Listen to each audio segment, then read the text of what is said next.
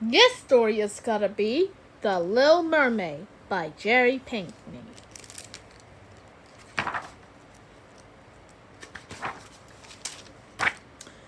Far out in the ocean and miles below the surface, two realms had divided by sea mountains. On one side of the range lived a powerful sea witch whose greedy heart cast a shadow over everything that tried to flourish. On the other side, the merfolk kingdom shimmered with light. There the Sea King and his 4 daughters dwelled in the emerald coral castle. The littlest princess, Madeline, possessed a beautiful voice, but she was not content to sing in a choir of mermaids like her sisters. She had no interest in sitting still on a royal throne. Instead, Madeline explored relics on sunken ships and invented stories about objects she gathered from the wreckage. Once, she discovered a curious figurine that looked a bit like her, but her 2 club sticks where its tail should be. Madeline often wondered about the world beyond her home.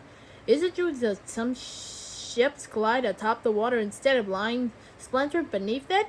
She asked her sisters, and that a ball of fire burns over the land. You and your daydreaming and silly stories, they huffed. Why concern yourself with the world above? Father forbids us to go there. The king had warned his daughters to stay close to home because the sea witch, who had been cast out of the kingdom, would someday seek revenge. The king had declared that an ancient sea turtle act as his youngest daughter's guardian, and that she should trust this wise creature to lead her true. So, when Madeline saw a turtle swimming up one day to take in air, she decided to follow him. The little mermaid trailed the turtle under. At last, she burst through the water's surface. Ah! She exclaims. How strange it felt for half of her body to be shivering in the early morning air, while her tail remained warm below. But a fiery ball rising in the sky offered comfort. As waves crashed around her, Mermaid saw whales breaching, fish flying, and turtles bobbing in the foam.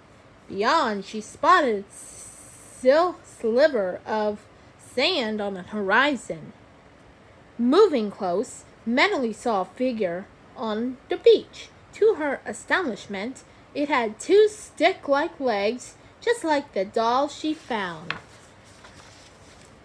Madeline was so filled with wonder that she started to sing. As her voice carried on the wind, the figure turned and waved. A friend, Madeline thought with joy. Just then, Madeline felt a sharp tug on her tail. Her heart beat wildly, until she was greeted sternly by the sea turtle. Though Madeline longed to speak to the girl on shore, she knew she must obey her guardian and return to her kingdom.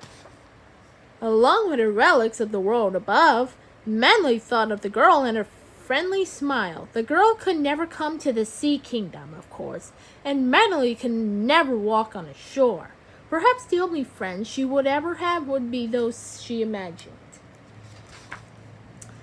So sad, isn't it? A voice hissed. Madeline was startled to see a sea snake slithering in the mire. Here you are, stuck under sea. But the sea witch can help. Madeline's eyes whitened as the terrifying thought. Do not fear, the sly creature persisted. The witch is not a monster, but a healer. Madeline knew the princesses were forbidden to enter the witch's realm. It would break her father's heart to learn she betrayed him. And yet, who really missed her when she explored? Who listened to her stories of the spectacular world above? No one, she thought. So the little mermaid followed the snake until suddenly the current caught and pulled them toward the charming dark void. In the heart of the sea witch's lair, the evil creature greeted Madeline with a stare that burned through the depths. You want legs? Is that it? The witch croaked. Legs? Madeline thought of the doll. Why, yes, I suppose. I just want a friend. Oh, friend, well, what do you have to offer me? the witch snapped. I could give you one of the treasures. Melly began. A compass, rope, sea glass. You think I want your sea junk? The witch roared. No, I want your most precious gift. The sea witch filled a small bottle with potion. I've heard that voice of yours, so pure, so majestic, so strong. The witch rasped, holding out a seashell toward Manly's lips. You can have legs, my child, but I will have your voice. Manly shuddered. Her voice? She wouldn't be able to talk or laugh or sing. Come here, child, the sea witch beckoned. Sing for me, and your legs, your friend, your dreams, all of it will be yours. Hesitating, Manly remembered the welcoming wave of the girl at the shore. The only one who seemed to care. As you wish. Manly took the shell from the witch and began to sing her stories into it, the power of her notes rising with every breath. When she had no melody left, she passed the shell back to the sea witch, who pressed the bottle into the mermaid's hand. Once Manly had left the dark lair, she swiftly received her cherished doll and escaped to the surface out of sight of the sea turtle. As she emerged close to shore, she saw a pearly disc hanging in the sky that was surely one of the most beautiful things she ever seen. She watched tiny turtles scurrying in the sand and birds flying overhead. This is where I want to be, she thought. Taking a deep breath, she drank the potion down. As her scales held away, Manly found it more difficult to swim. As she drifted toward the shore, at last she felt fine sand against her skin, and once a sharp shell cut in her foot. She was just starting to stand on wobbly legs. She had heard a girl's voice. Hello, said the smiling stranger. It's you, isn't it? For out of the ocean, the girl reached her steady hand. I'm Zion. What's your name? Melly tried to answer, but no sound left her lips. Instead, she smiled back, shivering as the breeze whipped through the seaweed clinging to her body. Here, you can borrow this to keep warm, Zion offered, wrapping her own shawl over Manly's shoulders. Do you want to play? I'm chasing butterflies today. Together, the girls spent the day chasing insects and building sand castles. Manly wanted to explore the shore's rocky caves, and Zion wanted to splash in the ocean waves. They did both until the sun started to lower in the sky. Though Manly could not speak, the two girls felt a surprising kinship. They both have a love of creativity and adventure. You're the best friend I ever had, Zion confessed, and Melly's heart sang while she heard a word, friend. Zion gazed intently at her now. At first I thought you were a mermaid, but that couldn't be. Where did you come from? Why can't you speak? Manly received the old doll that she bought from the sky and showed Zion. Then she picked up a stick and began to sketch a story in the sand. Her fishtail, the doll, the girl waving, the sea witch, the seashell, and her potion. Zion gasped, I was right. You were a mermaid. Finally, Manly illustrated the trade she had made for a human friend. Zion shook her head in disbelief. You gave up your tail, your home, and your voice for me. Manly nodded, and Zion threw her arms around her. I have something for you, too. Zion ran to her house and returned holding a glass jar with a strange object inside. It was a caterpillar, Zion explained, but it is growing wings, and very soon it will fly over land and sea. It's like magic. It reminds me and you. How extraordinary, thought Manly would wondered, and explore like me. But Manly, Zion said quietly, you should have never given up your voice for anything. Remembering the bargain she had made, Manly spotted a seashell nearby like the one used to cast a spell. She put it whisperingly to her ear, and to her surprise, a distant echo from her own voice resonated from inside. But now the sound was witchy, wild, and frightening. Then a different sound comes from within the shell.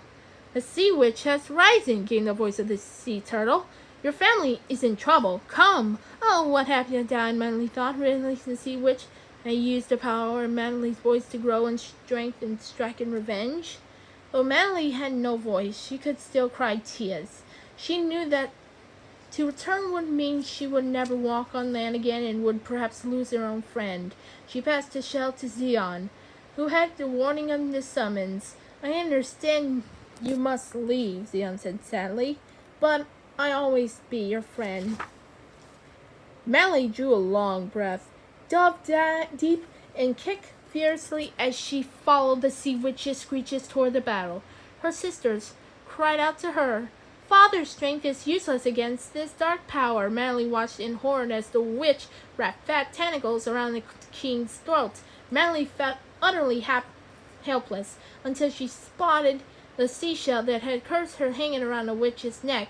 In the next moment, her guardians, the turtle, snapped a necklace through her jaws. Melly snatched the floating shell, and she felt the power of her own voice rising again.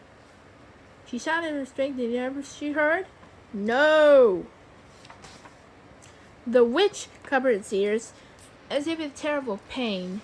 Tumbling and riffing, it drifted down, landing with one last gasp on the sharp, brittle coral the witch had sucked the life for long ago. The spell was broken. Melly had found her true voice, a voice that no witch could imprison or silence. The little mermaid could breathe again, and when she tried to kick her legs, she felt her tail flip. She opened her mouth, and such a beautiful song came out that the coral sprang back to life and the sea snakes slithered far away. And at the shore, Zion's smile at the stormy waters became calm once again. Her friend was safe. Now Manly's family listened eagerly as she told them about the world, the people, sand, trees, and things that fly. The Sea King knew that he could not contain the adventurous spirit of his littlest mermaid. Xeon visited the shore when her treasure in a glass jar was fully transported and released a butterfly for Meneley. It soared out over the sea, the message of change and hope, and far out the ocean and miles below the surface, the merfolk dwelled in a kingdom of light. The end.